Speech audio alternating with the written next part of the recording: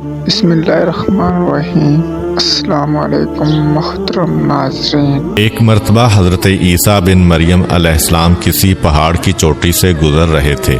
اس وقت ابلیس ان کے پاس آیا اور اس نے ان سے کہا، روح اللہ، یہ بتاؤ کیا تمہارا خدا اس بات پر قادر ہے کہ اگر تم اس چوٹی سے نیچے گرو تو وہ تمہیں بچا سکتا ہے؟ حضرت عیسیٰ علیہ السلام نے کہا، جی ہاں، میرے رب کو یہ قدرت حاصل ہے۔ ابلیس نے کہا، یہ بات حق ہے اور آپ اپنے اس دعویٰ میں سچے ہیں تو آپ اپنے آپ کو اس پہاڑ کی چوٹی سے گرا دیں، میں دیکھتا ہوں کہ آپ کا رب آپ کو مرنے سے کیسے بچاتا ہے۔ حضرت عیسیٰ علیہ السلام نے محسوس کیا کہ شیطان لعین انہیں ناجائز وسوسہ میں مبتلا کرنا چاہتا ہے۔ انہوں نے اس سے کہا، لعین، کیا تو چاہتا ہے کہ میں اپنے رب کی آزمائش کروں؟ یہ علیحدہ بات ہے کہ مجھے اس بات کا یقین ہے کہ میرا خدا میری حفاظت کرے گا۔ اللہ کا ہر فرمان برحق ہے اور ہمیں اس میں شک کرنے کی کوئی گنجائش نہیں ہے، لیکن میں خدا کی آزمائش نہیں کرتا۔ کچھ دنوں بعد ابلیس ان کے پاس آیا اور ان سے کہا، عیسیٰ علیہ السلام، تم تو اللہ ہو کیونکہ تم مردے زندہ کرتے ہو اور غیب جانتے ہو اور لوگوں کو غیب کی خبریں دیتے ہو۔ حضرت عیسیٰ علیہ السلام نے اس کی بات کاٹتے ہوئے کہا، لعین، تو جھوٹ بکتا ہے، میں خدا کا مستجاب الدعوات بندہ ہوں۔ اللہ میری دعائیں قبول کرتا ہے اور اسی کے حکم سے مردے زندہ ہوتے ہیں، اور جہاں تک غیب کی باتوں کا تعلق ہے تو خدا مجھے غیب کی اطلاع دیتا ہے، میں لوگوں کو اس کی خبر دیتا ہوں۔ جب ابلیس نے دیکھا کہ عیسیٰ علیہ السلام اس کے جال میں پھنسنے پر آمادہ نہیں ہیں تو اس نے چیخ ماری اور ان کے سامنے سے بھاگ کھڑا ہوا۔ ابو نصر نشاپور کا ایک سلطان ہو گزرا ہے۔ ایک مرتبہ وہ لاؤ لشکر سمیت اپنے دارالحکومت میں داخل ہو رہا تھا کہ ایک مکان سے قاری کی آواز نے اسے چونکا دیا۔ ابو نصر قرآن سننے کے لیے رک گیا۔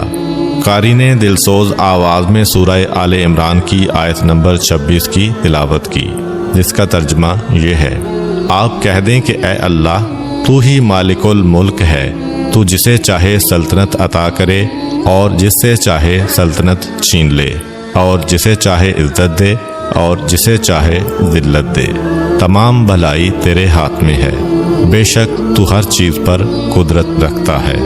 اس آیت مجیدہ نے سلطان کے دل پر گہرا اثر کیا۔ وہ یہ آیت سن کر کانپ اٹھا، گھوڑے سے اترا اور رکوع کیا، پھر سجدہ بجا لایا۔ کچھ عرصہ بعد اس قاری کی وفات ہو گئی۔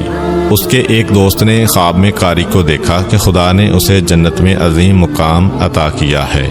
اس نے قاری سے پوچھا کہ تجھے یہ مقام کس وجہ سے نصیب ہوا ہے؟ قاری نے جواب دیا، میں تو ایک بدکار اور گناہگار انسان تھا، میرے نامہ اعمال میں کوئی خاص نیکیاں نہیں تھیں، مگر اس کے باوجود خدا نے مجھ پر خصوصی کرم کیا اور مجھے یہ مقام عطا کیا، اور خدا نے مجھ سے فرمایا، تو نے دنیا میں ایک سلطان کو ہماری عظمت یاد دلائی تھی، اس کی وجہ سے ہم آج تجھ پر رحم کر رہے ہیں اور تجھے بلند مقام عطا کرتے ہیں۔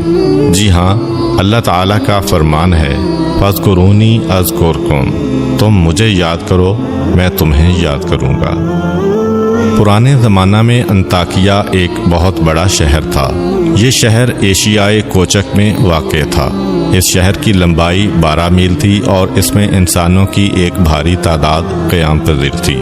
انطاکیہ شہر کے لوگ گمراہ اور ظالم تھے۔ وہ ستاروں اور بتوں کی پوجا کرتے تھے۔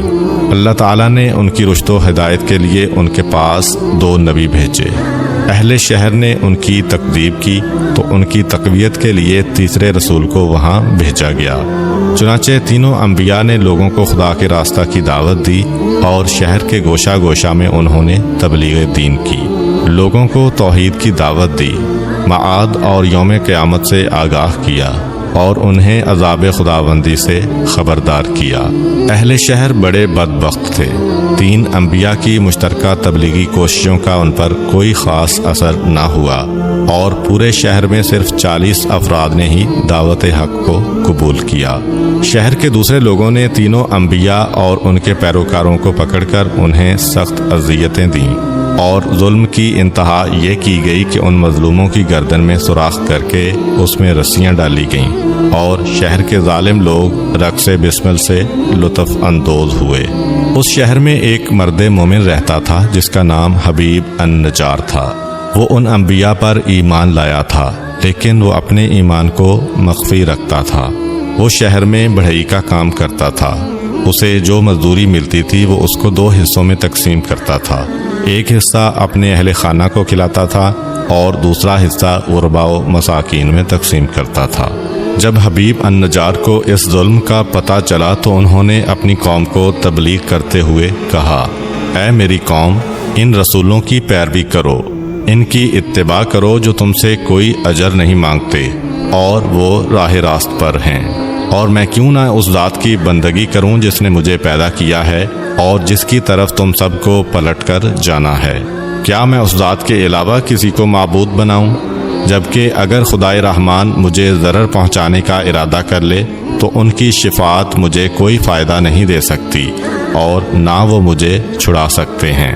تب تو میں صریح گمراہی میں مبتلا ہو جاؤں گا۔ میں تو تمہارے پروردگار پر ایمان لے آیا ہوں، لہٰذا میری بات سن لو۔ کیا میں اسے چھوڑ کر دوسرے معبود بنا لوں؟ حالانکہ اگر خدائے رحمان مجھے کوئی نقصان پہنچانا چاہے تو نہ ان کی شفاعت میرے کسی کام آ سکتی ہے اور نہ وہ مجھے چھڑا ہی سکتے ہیں۔ اگر میں ایسا کروں تو میں واضح گمراہی میں مبتلا ہو جاؤں گا۔ میں تمہارے رب پر ایمان لے آیا، تم بھی میری بات مان لو۔ لیکن ظالم لوگوں نے ان کی بات پر کان نہ دھرے اور ان کی نصیحت سن کر خواب غفلت سے بیدار نہ ہوئے، بلکہ ظالم درندے یکدم اس پر ٹوٹ پڑے اور بیچارے کو اتنا مارا کہ اس کی آنتیں باہر نکل آئیں۔ پھر اس کا گلا دبا کر قتل کر دیا اور لاشا کو ایک کنویں میں ڈال کر اس میں مٹی ڈال دی گئی اور وہ کنواں اس کا مدفن بن گیا۔ بعض روایات کے مطابق ظالموں نے اسے پکڑ کر آری سے 2 حصوں میں تقسیم کیا تھا۔ ایک اور روایت میں مذکور ہے کہ لوگوں نے اس کی گردن میں سوراخ کیا اور اس میں رسی ڈالی اور پھر اسے صلیب پر چڑھا دیا، جہاں اس کی موت واقع ہوئی۔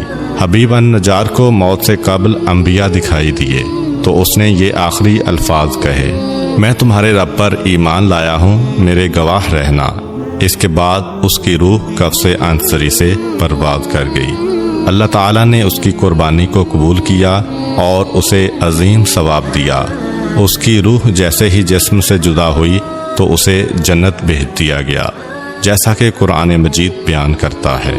حبیب النجار کو نیک انجام مبارک ہو۔ امید کرتا ہوں کہ آپ کو آج کی ویڈیو اچھی لگی ہوگی۔ اگر آپ کو ہماری ویڈیو اچھی لگی ہے تو ویڈیو کو لائک کریں اور مزید اس طرح کی ویڈیوز دیکھنے کے لیے ہمارا چینل سبسکرائب کر لیں۔ ملتے ہیں نیکسٹ ویڈیو میں، اجازت دیجیے، اللہ حافظ۔